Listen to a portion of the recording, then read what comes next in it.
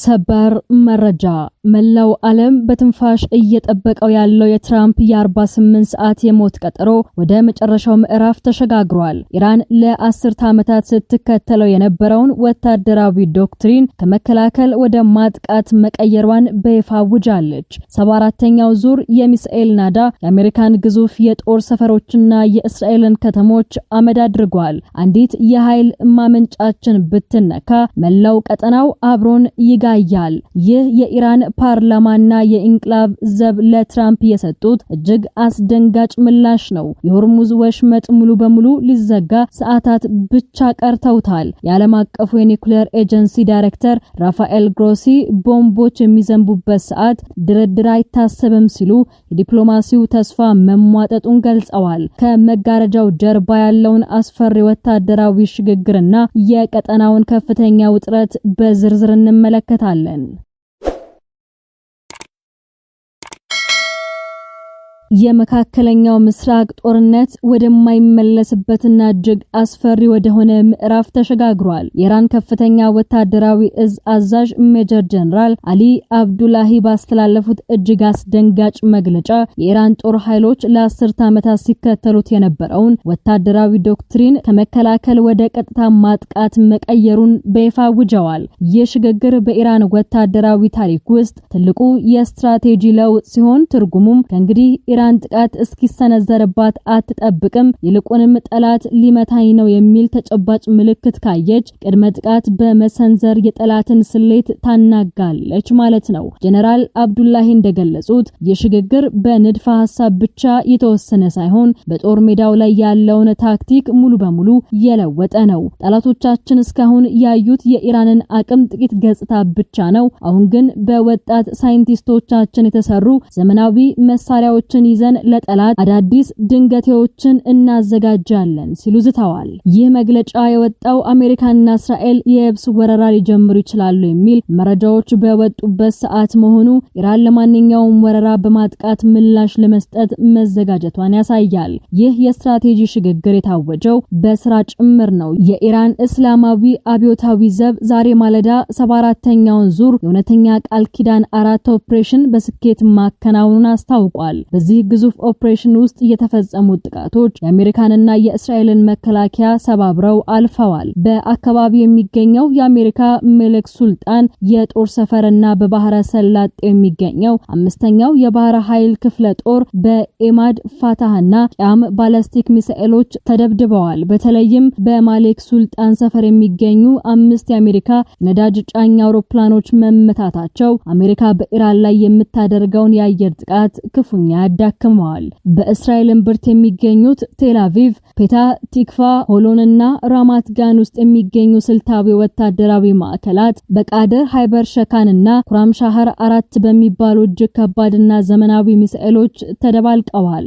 ወታደራዊ ተንታኞች እንደሚሉት የኢራን ሚሳኤሎች በአሜሪካው ማዕከላዊ እዝ የኮሙኒኬሽን መረብ ላይ ስትራቴጂካዊ ግራ መጋባትን ፈጥረዋል። የአሜሪካና ጽዮናዊ የተቀናጀ አየር መከላከያ ስርዓት የኢራንን የሚሳኤል ናዳ መቋቋም አቅቶት ተንኮታክቷል። ጀነራል አብዱላሂ እኛ የቃላት ሰዎች አይደለንም፣ በጦር ሜዳ በተግባር የምናሳይ ተዋጊዎች ነን ብለዋል። ይህ 74ኛው ዙር ጥቃት ለትራምፕ የ48 ሰዓት ማስጠንቀቂያ የተሰጠ ተግባራዊ ምላሽ ሲሆን ኢራን ከአሁን በኋላ በመከላከያ መስመር ላይ ብቻ እንደማትቆም ለዓለም ያሳየችበት ነው። ጦርነቱ አሁን የለየለትና ተያይዘን እንጠፋለን ወደሚል ደረጃ ተሸጋግሯል። በትናንትናው ዕለት ፕሬዝዳንት ዶናልድ ትራምፕ በ48 ሰዓት ውስጥ የሆርሙዝ ወሽመጥ ካልተከፈተ የኢራንን የኃይል ማመንጫዎች አመድ አደርጋለሁ ሲሉ ላስተላለፉት ትዕቢት የተሞላበት ዛቻ የኢራን ከፍተኛ ባለስልጣናትና የአብዮታዊ ዘብ እጅግ አስፈሪና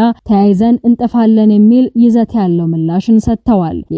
የኢራን ፓርላማ አፈጉባኤ መሐመድ ባቂር ቃሊባፍ በሰጡት መግለጫ አሜሪካ በኢራን የኃይል ማመንጫዎች ላይ ጥቃት የምትሰነዝር ከሆነ ኢራን ባጸፋው በመላው የመካከለኛው ምስራቅ የሚገኙ ወሳኝ የኢነርጂና የነዳጅ መሰረተ ልማቶችን ለዘላለም በማይመለስበት መልኩ እንደምታወድም አስታውቀዋል። ቃሊባፍ አክለውም የኛ መብራት ከጠፋ የቀጠናው በሙሉ መብራት አብሮ ይጠፋል ሲሉ የቀጥታ ማስጠንቀቂያን ሰጥተዋል። ይህ በእንዲህ እንዳለ የኢራን ከፍተኛ ኦፕሬሽን እዝ ቃል አቀባይ ሌተናል ኮሎኔል ኢብራሂም ዞፋልቃሪ እጅግ አደገኛ የሆነውን የኢራን ቀጣይ እርምጃ ይፋ አድርገዋል። እስካሁን ወሽመጡ ለወዳጅ ሀገራት ክፍት የነበረ ቢሆንም ጥቃቱ ከተሰነዘረ ግን ኢራን ወሽመጡን ሙሉ በሙሉ እንደምትዘጋው አስታውቃለች። የኃይል ማመንጫዎቻችን ተመተው ተመልሰው እስኪገነቡ ድረስ ወሽመጡ ለማንም ዝግ ይሆናል ብለዋል። ማስጠንቀቂያው ለሳውዲ አረቢያ፣ ለተባበሩት አረብ ኤምሬትስና ለኳታር ጭምር የደረሰ ነው። የአሜሪካ የጦር ሰፈሮችን የሚያስተናግዱ ሀገራት በሙሉ የኤነርጂ ተቋሞቻቸው፣ የውሃ ማጣሪያ ማዕከሎቻቸውና የኢንፎርሜሽን ቴክኖሎጂ መዋቅሮቻቸው የኢራን ህጋዊ ኢላማዎች እንደሚሆኑ ተገልጿል። ኢራን በቀጠናው የሚገኙና የአሜሪካ ባለሀብቶች ድርሻ ያለባቸውን ማናቸውንም የኢነርጂ ኩባንያዎች ሙሉ በሙሉ እንደምታፈራርስ ዝታለች። ይህ የኢራን አይን ስላይን ስትራቴጂ ዓለም አቀፉን የነዳጅ ገበያ ክፉኛ ናውጦታል። ትራምፕ የነዳጅ ጫኝ መርከቦችን በአሜሪካ የባህር ኃይል ለማጀብና የፖለቲካ ስጋት መድል ለመስጠት ቃል ቢገቡም የመርከብ ባለቤቶች ግን ወደ ሆርሙዝ ለመቅረብ ፈርተዋል። የኔቶ አባል ሀገራትም የአሜሪካን ጥሪ ውድቅ ማድረጋቸው ትራምፕን ለብቻቸው አስቀርቷቸዋል። የኢራን የደህንነት መስሪያ ቤት በበኩሉ ዛቸው ከቀጠናው አልፎ ከመካከለኛው ምስራቅ ውጭ ያሉ የጥላት የቴክኖሎጂና የፖለቲካ ማዕከላት ላይ በ48 ሰዓት ውስጥ ጥቃት እንደሚስተነዘር አስታውቋል። ጦርነቱ አሁን በኢራንና በእስራኤል መካከል ብቻ ሳይሆን መላውን ዓለም ወደ ታላቅ የኢነርጂና ኢኮኖሚ ቀውስ እየከተተ ይገኛል። የመካከለኛው ምስራቅ ፍጥጫ ወደ ኃይል ማመንጫዎችና መሰረተ ልማቶች መዞሩን ተከትሎ በኢራን ሕዝብ ዘንድ ከፍተኛ የጭንቀት ማዕበል ነክሷል። ፕሬዝዳንት ዶናልድ ትራምፕ የኢራን ትላልቅ የኃይል ማመንጫዎች አመድ አደርጋለሁ ሲሉ ዝተው የሰጡት የ48 ሰዓት የሞት ቀጠሮ ተራውን የቴህራን ነዋሪ ለከፋ ስጋት ዳርጎታል። በኢራን ዋና ከተማ ቴህራንና በሰሜናዊቷ ራሽት ከተማ የሚገኙ ነዋሪዎች የሰጡት አስተያየት የጦርነቱን አስከፊ ገጽታ ያሳያል። አንዲት የ40 ዓመት የቴህራን ነዋሪ ትራምፕ የኃይል ማመንጫዎቻችንን ከመታ መላው ሀገሪቱ ያለ ውሃ፣ ያለ መብራትና ያለ ጋዝ ትቀራለች ስትል ስጋቷን ገልጻለች። የ20 ዓመት ወጣት በበኩሉ ጥቃቱ ከጨመረ የሀገሪቱ የባንክና የዲጂታል ስርዓት ሙሉ በሙሉ ሊቆም እንደሚችልና ይህም የዕለት ተዕለት ኑሮን የማይታሰብ እንደሚያደርገው ተናግሯል። ሌላኛዋ ወጣት ባለፈው ዓመት በነበረው የ12 ቀን ጦርነት ወቅት ለ3 ሳምንት ያህል ውሃ አጥተው እንደነበር በማስታወስ ይህ ከጦርነቱ በላይ ለእኔ እጅግ አስከፊ ነበር ስትል የከፋውን ጊዜ ትዘክራለች። ይህ በህዝቡ ዘንድ ያለው ስጋት እንዳለ ሆኖ የኢራኑ ፕሬዝዳንት መሱድ ፔዚሻን ግን ለትራምፕ ዛቻ እጅግ ጠንካራ ምላሽ ሰጥተዋል። ኢራንን ከካርታ ላይ ለማጥፋት ማለም የታሪክ ባለቤት የሆነውን ህዝባችንን ፈቃድ ካለመረዳት የመነጨ የሽንፈት ምልክት ነው ብለዋል። ፕሬዝዳንቱ አክለውም ዛቻና ሽብር ኢራናውያንን ከመከፋፈል ይልቅ ይበልጥ እንደሚያስተሳስራቸውና በጦር ሜዳም ለማንኛውም ጥቃት ምላሽ ለመስጠት ዝግጁ መሆናቸውን አረጋግጠዋል። በሌላ በኩል የዓለም አቀፉ የአቶሚክ ኢነርጂ ኤጀንሲ ዋና ዳይሬክተር ራፋኤል ግሮሲ በዋይት ሃውስና በቴህራን መካከል የነበረው የኒውክሌር ድርድር ጭላንጭል እየጠፋ መሆኑን በከባድ ልብ ገልጸዋል። ቦምቦች በሚዘንቡበት ሰዓት ምንም አይነት ድርድር ሊታሰብ አይችልም ያሉት ግሮሲ የካቲት 21 አሜሪካና እስራኤል በኢራን ላይ የጀመሩት ጥቃት የኒውክሌር ስምምነት ተስፋን ክፉኛ ማኮላሸቱን ጠቁመዋል። ባጭሩ ዲፕሎማሲው ቦታውን ለባሩድና ለሚሳኤል እያስረከበ ነው። ኢራናውያን ተያይዘን እንጠፋለን የሚለው የመሪዎቻቸውን መፈክር እየሰሙ በሌላ በኩል ደግሞ የጨለማና የውሃ ጥም ስጋት እያንዣበበባቸው ይገኛል። ትራምፕ በሰጡት 48 ሰዓት ውስጥ ዓለም ወይ ወደ ሰላም ጠረጴዛ አሊያም ወደ ዘመናችን አስከፊው የኢነርጂ ጦርነት ታመራለች። ዓለም በጦርነት አፋፍ ላይ ባለችበት በዚህ አስፈሪ ሰዓት ብቸኛው የሰላም ጭላንጭል ተደርጎ የሚታየው የዓለም አቀፉ የአቶሚክ ኢነርጂ ኤጀንሲ ዋና ዳይሬክተር ራፋኤል ግሮሲ ጥረት ነው። ግሮሲ ለሲቢኤስ ኒውስ በሰጡት በሰጡት ልዩ ቃለ መጠይቅ በአሜሪካና በኢራን መካከል ያለውን የኒውክሌር ድርድር መስመር ዳግም ለማስጀመር ከፍተኛ ጥረት እያደረጉ መሆናቸውን ገልጸዋል። ዳይሬክተሩ በዋይት ሃውስና በቴህራን ከፍተኛ ባለስልጣናት መካከል ጠቃሚ ንግግሮች እያደረጉ መሆኑን ቢጠቅሱም ወቅታዊው ሁኔታ ግን እጅግ አስቸጋሪ መሆኑን አልሸሸጉም። ግሮሲ ሲናገሩ ቦምቦች በሚዘንቡበት ሰዓት ምንም አይነት ድርድር ሊታሰብ አይችልም ብለዋል። ይህም ማለት ትራምፕ የ48 ሰዓት ማስጠንቀቂያ ሰጥተው የኢራንን የኃይል ማመንጫዎች ለመምታት በሚዝቱበት በዚህ ሰዓት ዲፕሎማሲው ትርጉም እያጣ መምጣቱን ያሳያል። የዲፕሎማሲው ስብራት የጀመረው የካቲት 21 ቀን አሜሪካና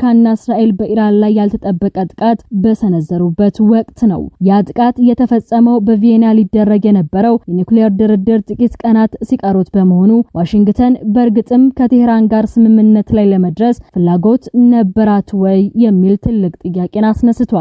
ግሮሲ ፕሬዝዳንት ዶናልድ ትራምፕን በቀጥታ የማነጋገር ክብር አላገኘሁም ቢሉም ለዓለም ግን አንድ መልእክት አስተላልፈዋል። በዚህ እጅግ ጨለማ ሰዓት እንኳን ቢሆን ተስፋ መቁረጥ የለብንም። ሆኖም ግን የኢራን ከፍተኛ የጦር አዛዦች ወታደራዊ ዶክትሪናቸውን ከመከላከል ወደ ማጥቃት መቀየራቸውና የሆርሙዝ ወሽመጥን ሙሉ በሙሉ ለመዝጋት መወሰናቸው የግሮሲን የዲፕሎማሲ ጥረት ከባድ ፈተና ላይ ጥሎታል። ባጭሩ ዓለም በሁለት ጫፎች መካከል ትገኛለች። በአንድ በኩል ራፋኤል ግሮሲ በድርድር ሁሌም ስምምነት ላይ መድረስ ይቻላል በሚል ተስፋ የሰላም ጥሪ እያቀረቡ ነው። በሌላ በኩል ደግሞ ትራምፕና የኢራን አብዮታዊ ዘብ የጦርነት ቃታቸውን ስበዋል። ይህ የ48 ሰዓት የሞት ቀጠሮ ሲያበቃ የዲፕሎማሲው በር ሙሉ በሙሉ ይዘጋል ወይስ አዲስ የሰላም መንገድ ይከፈታል የሚለው ጥያቄ መላውን ዓለም በስጋት እያስጠበቀ ይገኛል። በአጠቃላይ መካከለኛው ምስራቅ አሁን ካለችበት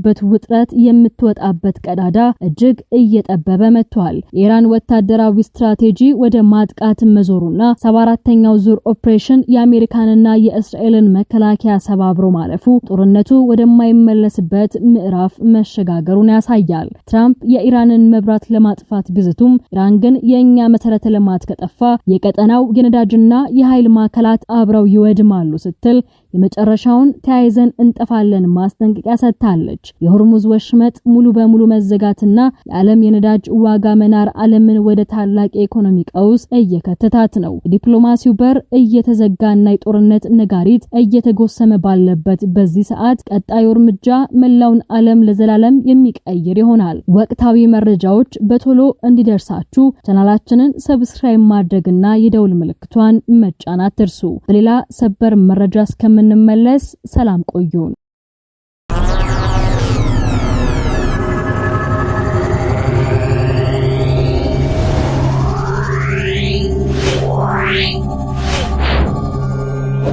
Wow.